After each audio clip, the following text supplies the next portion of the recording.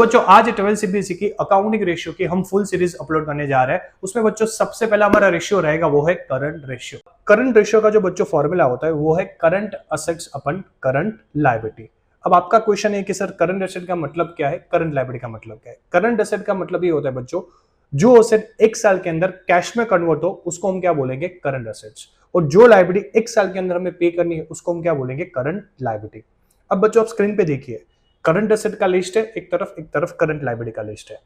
अगर एग्जाम में पूछे कि कौन कौन सी करंट एसेट है कौन कौन सी करंट लायबिलिटी है, जो लिस्ट है उसको ही कंसीडर करना है। तो बच्चों आप ये क्या कर लो, सेव कर लो। इसके अलावा अगर कोई लिस्ट में दिया है एग्जाम में तो आपको उसको क्या करना है, इग्नोर करना है, ठीक है। और रिलेटेड पॉइंट नंबर 1, अगर क्वेश्चन में land, building, plant, machinery, furniture ऐसी कोई भी non current asset, long term asset दी है तो उसको इग्नोर करना है। नंबर 2, अगर क्वेश्चन में debenture, bond, long term loan ऐसी कोई लॉन्ग टर्म लायबिलिटी दी है तो उसको क्या करना पड़ेगा, इग्नोर करना पड़ेगा। और very important MCQ third, ideal current ratio वो क्या होता है, 2:1, यानी कि current ratio is equal to current asset upon current liability. For example आपकी करंट एसेट 2 लाख है एंड करंट लायबिलिटी 1 लाख है तो उसका मतलब आइडियल करंट रेशियो क्या हुआ, 2:1, यानी कि आपकी असेट्स लायबिलिटी से कितना गुना ज्यादा है, 2 टाइम्स। तो बच्चों मिलते हैं नेक्स्ट वीडियो में, तब तक पेज को लाइक, सब्सक्राइब, फॉलो कर देना।